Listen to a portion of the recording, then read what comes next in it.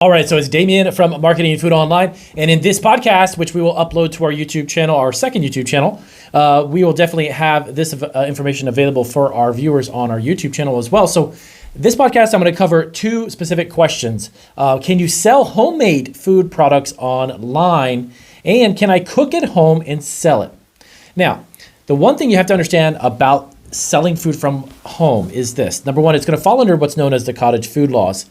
But more specifically, what you want to understand is you got to define what you mean by homemade food, because Cottage food laws dictate that there are only certain types of foods which are called non-potentially hazardous foods. These are actually food products that have to not be held at a certain temperature or time sensitivity. For instance, cooking a thing of chicken wings and French fries and trying to sell it to your neighbors, that's something that was predominantly not allowed to do under Cottage food laws.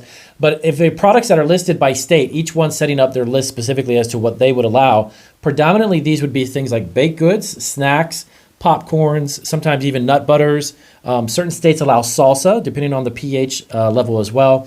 But these are the types of food products in general that are across the board that are allowed to be sold and shipped from home. When I say shipped, you have to actually deliver them actually in person. But one of the questions that we had was in regards to actually homemade food products online. Now, the states do allow, there's only a few states that do this, but they actually do allow cottage food operators to create a website and sell a product through their internet. And the thing of it is, though, the catch with this, it's kind of difficult, is the fact that you have to deliver it yourself. You cannot sell a food product online from home and then ship it over a state line or ship it even within your own state, which is a bit of a challenge, because when you create an e-commerce food business and you start to sell food online through that website, you're going to be open to everybody. You're not just going to be open. If you're in the state of Texas, you're not just going to be open to the state of Texas. People in California are going to find your website.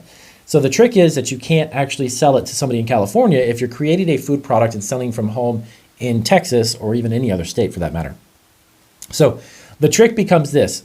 Do you create a website and then you have a disclaimer on there that says, look, we are a home-based food business and then we are under the Cottage food laws. Now, this is going to allow us to sell this product, but if you are out of the state of, let's say, Texas, we do not ship our products out of the state. If you're within the state, we can deliver it to you. But then here goes the other side of that is, if you're selling like a $20 cake, you're not going to drive it 500 or 600 miles to the other side of the state and deliver it. So if you ask the question about, can you sell a homemade food product from home online? The answer is yes and kind of a no, only because you don't want to be shipping or you don't want to sell a product that you end up having to take it yourself and delivering that to the customer, because that obviously won't make much sense. It's obviously too cheap of a product. Now, you can do farmers markets, local events, festivals. You can do, even in some states allow you to even cater from your home and do that locally, but have a website that's more kind of informational. It's informative about who you are and what your business is, not necessarily e-commerce. That's different.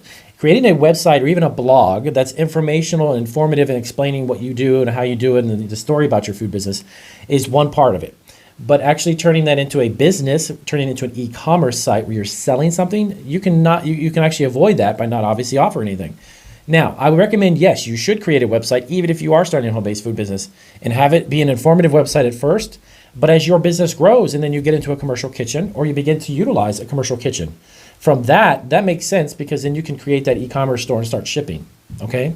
So the other one is, can I cook at home and sell? So yes, again, you can cook the certain products, not obviously products that are not listed under your state-specific cottage food list, but you can cook products at home and you can sell them. But that's going to be, again, a localized business that's going to sell local markets, local farmers markets. In some states, under California even, they actually have a license A, I believe it is, a license B. And the license B allows you to sell directly to retailers and even restaurants and actually third-party sellers. And if I'm wrong, let me know down below. Correct me if I'm wrong. But I do believe that California has a really good cottage food law where they allow you under that specific B licensing to sell that product to another third party, meaning that would go to a restaurant. Let's say if it was an ingredient of some kind, and it goes to the restaurant, they use it and they can sell it to their customers. Or you go to a retail store and you sell it to the retail store, then they're going to mark it up and sell it. So that is a great advantage about the California cottage food laws. But there are a couple other states, again, that allow you to sell locally, even outside of farmers markets, but you want to check specifically. So to verify this for your specific state, actually, to give you a quick tip, go to Google and type in cottage food law and then the state specifically that you're in. So if you're in Texas, cottage food law, Texas, Cottage Food Law, Florida, or whatever it may be. And the first, I think between the first and third or first and fourth listing that pops up, there's going to be a government website set up by the state, a state-run government website. That's going to give you specific information as to what you can and cannot sell in that state. And there's also limits even of how much you can sell and then where to sell it. So to answer the question to these, yes, you can you sell homemade food products online? The answer is yes, but it's a little bit trickier than you may think.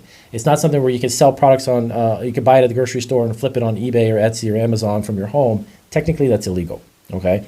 Now, some states will allow you to, if you've got the space, you can build a separate, of course, there's zoning issues and stuff with this, but you could build a separate building or some type of facility on your own property. You'd have to check with the county and see where you live to do this. But there are, believe it or not, some people who do that. They have a little bit extra space in the backyard or a couple of acres of land, and they can build out a facility and you can ship it, but that would have to also be licensed, has to be inspected. You also need to have a food business policy, insurance and such. So those are a little more, it gets a little more involved. But yes, the answer is yes and kind of a no on this one. So if you had any questions more about can you sell homemade food products online, and also, can I cook at home and sell it online? Yes, let me know down below, and I'll get you your questions as soon as we can. And I'll see you guys on our next podcast.